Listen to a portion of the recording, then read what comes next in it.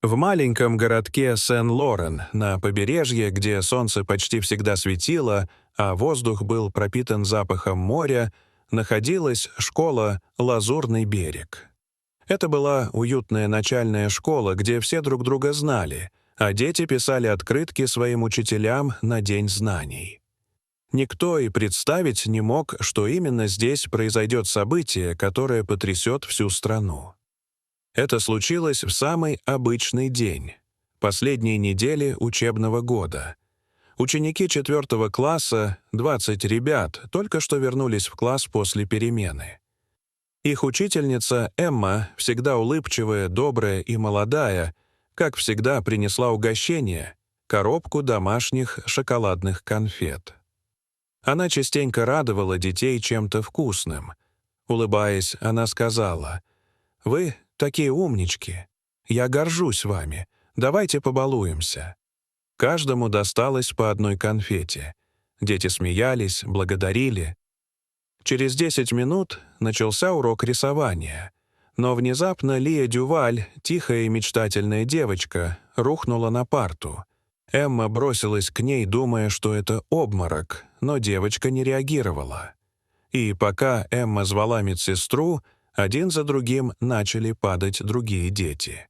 Эмма закричала, выбежала в коридор, зовя на помощь. Выскочили другие учителя. Родители, собравшиеся у ворот школы в ожидании окончания занятий, услышали крики и вбежали во двор.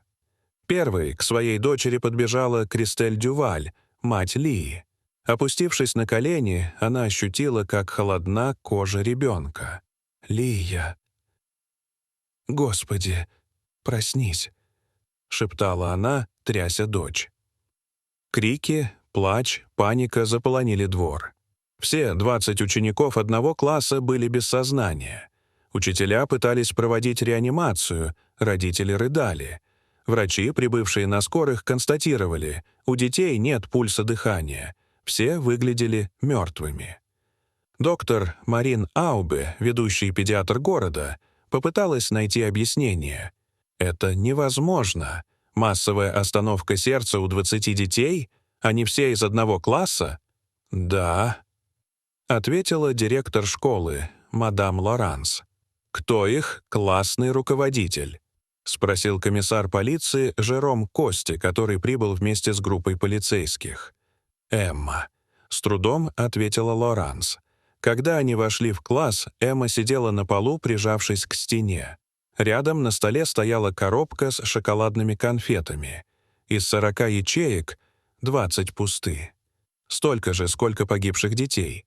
Она даже не сопротивлялась, когда Кости приказал надеть на нее наручники.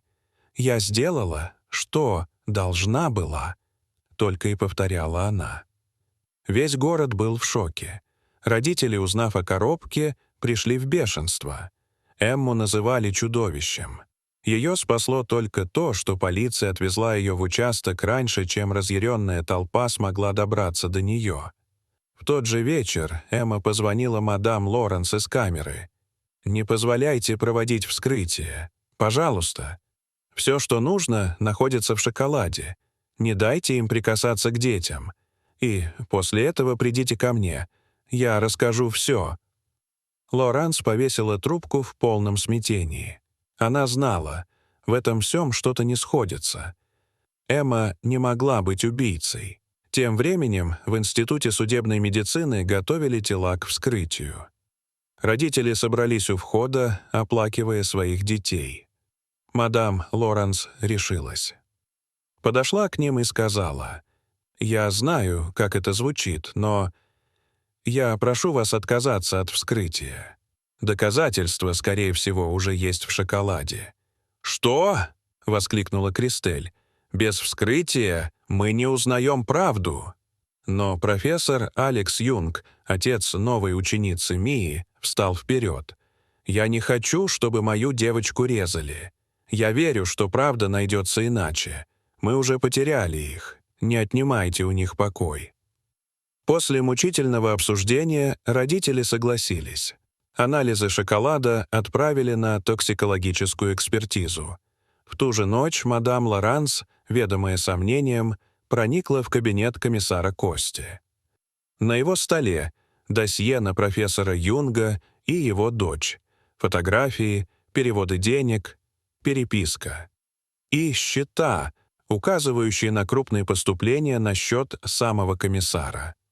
Ее сердце сжалось. Она сфотографировала все. А потом пошла к Эмме, освободила ее. Сказала только одно: «Мы едем на кладбище». «Нет, мы едем спасать детей», — ответила Эмма. В то же самое утро на кладбище Сен-Лорен, где клены склонились над дорожками, а в воздухе витал аромат влажной земли и цветов, собрались сотни людей. Это было не просто прощание. Это было трагическое шествие боли и утраты. Родители, одетые в черное, держались за руки, поддерживая друг друга. Учителя стояли отдельно. Их лица были бледны, а глаза опухли от слез. Журналисты выстраивались в линию у ограды, опуская объективы, не решаясь нажать на кнопку. Маленькие гробы, выстроенные в 2 ряда, казались крошечными островками среди людского океана скорби. Служитель в черной мантии тихо ходил от одного гроба к другому, готовясь начать церемонию. Люди ждали, но никто не знал, чего именно. И тут, задыхаясь, во двор вбежали 2 женщины. Одна в пыльном платье, другая строгая, решительная. «Не хороните их!» — закричала Эмма. «Они живы!» Родители вскочили, кто-то закричал: «Прочь отсюда, убийца! Послушайте, они не мертвы. То, что я им дала, — это снотворное, сильное, замедляющее сердце. Это был единственный способ спасти их от настоящей угрозы — комиссара Кости!» — прокричала Эмма. Толпа металась в сомнении. И вдруг движение в гробу. Один за другим дети начали приходить в себя.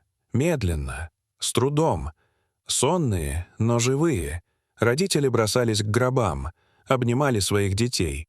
И тут мадам Лоранс включила аудиозапись, сделанную ею тайно в кабинете.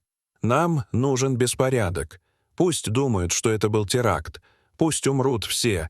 Главное, чтоб не связали с Юнгом. Деньги мы получим.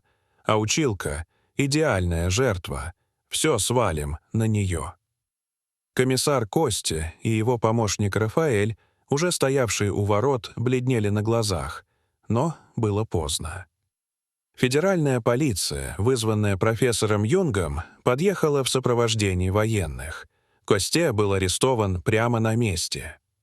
Рафаэля скрутили рядом с ним. Истина раскрылась. Заказчиком преступления был конкурент Юнга, подкупивший комиссара. Цель — убить Мию, дочь Юнга, а заодно прикрыться массовым преступлением. Эмма, которую считали убийцей, оказалась спасительницей. Мадам Лоренс — героиней, что не побоялась действовать. Дети выжили. И школа «Лазурный берег» снова наполнилась голосами и светом. Дорогие зрители, что вы думаете об этой истории? Расскажите, пожалуйста, в комментариях. А если вам понравилось это видео, то ставьте лайк и подписывайтесь на наш канал. До свидания.